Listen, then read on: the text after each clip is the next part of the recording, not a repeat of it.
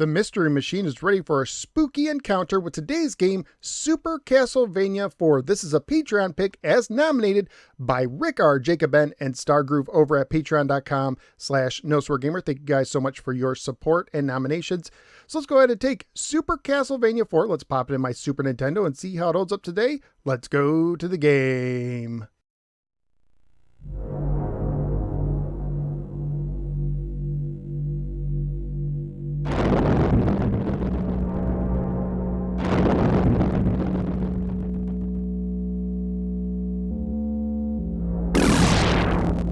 Super Castlevania IV was published by Konami. In Japan, the game was released on Halloween of 1991, while the US release came out in early December, just in time for Christmas, which happened to be the first Christmas for the Super Nintendo here in the United States. The back of the box says the following: "The gravest Castlevania adventure breaks new ground and buries you in it. A century of Transylvanian tranquility is about to come to a shocking end. Once again, the mortifying screams of helpless villagers shake the ground as they huddle against new nightmarish horrors unleashed by the Duke of Darkness, Count Dracula. And this time he has a tombstone with your name on it, Simon Belmont." Super Castlevania IV is a platformer for one player only with one standard mode of difficulty, although a harder difficulty is available if you beat the game or use a password. This Castlevania takes a lot of inspiration from the first Castlevania, so much so that some even consider it a remake of sorts. For the controls, you use Y to use your whip, B to jump, and the D-pad to move and aim, and the right shoulder button to use a special weapon. In the options menu, you can customize the controls as well as use a sound and music test and change the audio from stereo to mono. When walking on stairs, you are stuck on them, which can help you if you're hit, and you can even moonwalk backwards on them. You can also press down before jumping on the stairs to fall through them.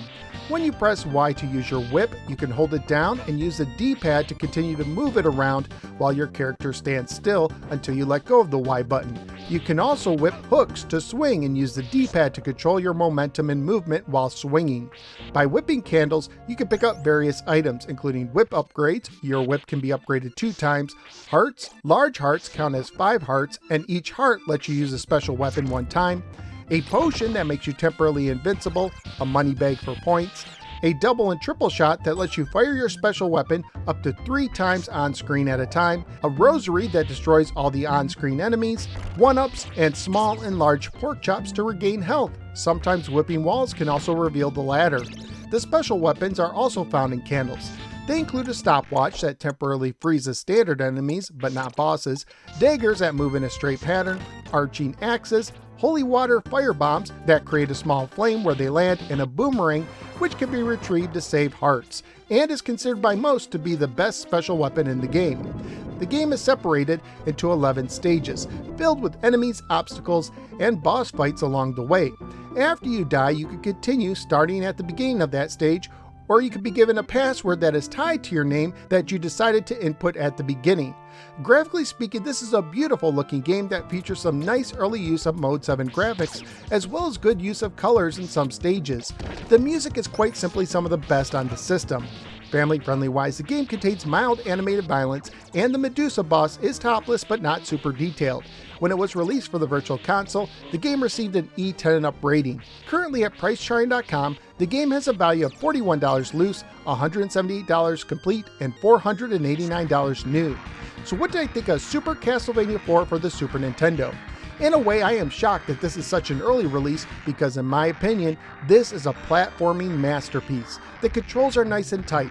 The ability to control the whip is brilliant. The graphics are great and only surpassed by the music. The difficulty also increases nicely throughout the game, with the final level being a real challenge. I also greatly enjoyed the variety of levels and bosses and the password system. If I had to gripe about anything, it was that occasionally I had a few troubles with the stairs, sometimes going through them when I didn't want to, and some of the knockback deaths could be cheap. But overall, when I did die, I usually only had myself to blame. In the end, this is quite simply a brilliant platformer that I can highly recommend. So where am I going to rank Super Castlevania IV? As you may have already guessed, it's going straight to the top. So out of the 7 games now ranked for the Super Nintendo, Super Castlevania IV is debuting at the #1 position. Super Castlevania IV is not just one of the best platformers on the Super Nintendo, but one of the best platformers ever. But that's just what I think. What do you think? Let me know in the comments below. Also, please like, share, and subscribe. Follow me both on the Facebook and the Twitter, and click the bell so you don't miss any future videos. At this time, I'd like to thank all of my generous supporters on Patreon. If you think these videos give you at least $1 per month of information and entertainment, please consider signing up to become a Patreon supporter at patreon.com/NoSwearGamer. Not only will you help keep the show going, but you may also get a chance to nominate and vote on games for me to review. Thank you for giving me a little part of your day, and I look forward to seeing you next time in the next episode of the No Swear Gamer. Take care, and if you're ever running low on energy, just check for some pork chops inside a nearby wall.